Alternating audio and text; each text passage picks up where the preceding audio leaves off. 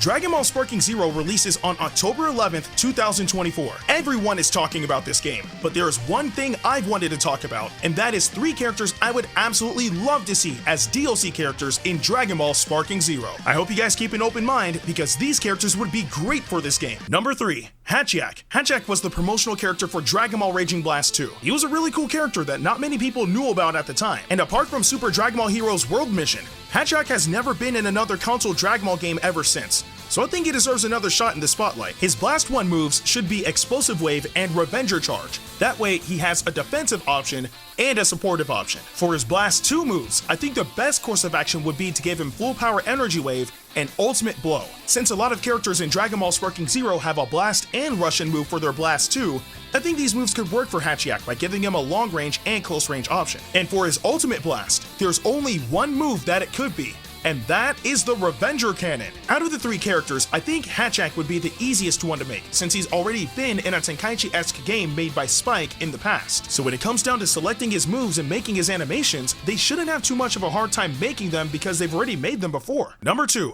Android 21. Android 21 is an original character made for Dragon Ball FighterZ, and from the very moment Dragon Ball FighterZ released, all the way down to this very moment, Android 21 has blown up in popularity. Apart from 2 games, Android 21 is in every single modern Dragon Ball game, including the mobile games. And though Android 21 may not be canon, the concept of her design and a bit of her backstory ended up becoming canon in Dragon Ball Super Superhero for the character Vomi. That's how popular of a character she really is. For her Blast 1 moves, they can give her Barrier Sphere and Total Evasion for a defensive and an evasive option. So if you need to defend against your opponent, then you can use Barrier Sphere, and if you need to evade your opponent or find a way to get around them, then you can use Total Evasion. For her Blast 2 moves, they can give her Photon Swipe and Savory Slicer. Photon Swipe could be a long-range side-swiping beam move, and Savory Slicer can be a rush-in move. And for her Ultimate Blast, the best move it could be is none other than her rush-in ultimate attack,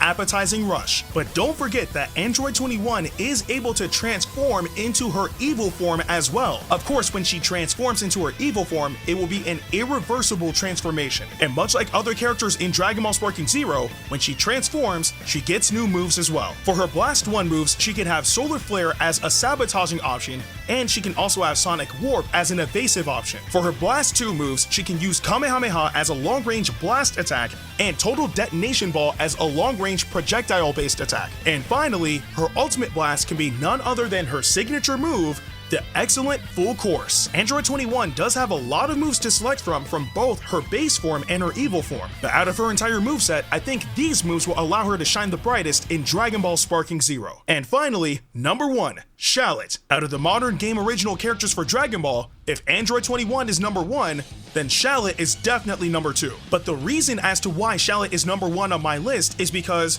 unlike Android 21, Shallot's move pool is insanely large. Shallot is a character that can pretty much learn any move that any other character in Dragon Ball can use. Kamehameha, Gallic Gun, Masenko, Burning Attack, Eraser Cannon, you name it, he can pretty much use it. One Blast 1 move Shallot could use could be a Mach Key form of attack. In Dragon Ball Legends, this was a move that allowed you to boost up your stats in some sort of way, shape, or form. So in Dragon Ball Sparking Zero, that move could be used to boost his offensive stats. His other Blast 1 move could be Wild Sense. In this particular case, that could simulate vanishing in Dragon Ball Legends. For his Blast 2 moves, they can give him his signature move, Wild Cannon, and Wild Blitz. Wild Cannon would be a long-range blast attack, and even though Wild Blitz was used as a special skill move in Dragon Ball Legends, in Dragon Ball Sparking Zero, they can delegate it to a rush-in Blast 2 move. And finally, Shallot's Ultimate Blast can only be one move,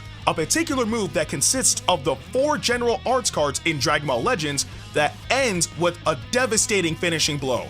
And that move is none other than the Rising Rush. And to top it all off, Shallot would have access to his transformations as well. Shallot is able to transform into Super Saiyan, Super Saiyan 2, Super Saiyan 3, Super Saiyan God, and Super Saiyan Blue. But since Shallot is able to transform 5 times and he can pretty much learn and use any move in Dragon Ball, I think I'll leave what he can do in those forms up to your interpretation. But seeing as Shallot has only ever crossed over into one other Dragon Ball game, Super Dragon Ball Heroes to be specific, I think Dragon Ball Sparking Zero would be the next best game for him to gain some recognition. Those are 3 characters I would absolutely love to see in Dragon Ball Sparking Zero. Though I know for sure that they won't be base roster characters, who knows what the future may hold, because since DLC is a thing, maybe they could get added in the future as some special characters. But I do want to know in the comment section below, who are 3 characters you guys would love to see in Dragon Ball Sparking Zero? But with that being said, I'm Ndukauba, like, share, and subscribe, and I'll see you guys in the next video.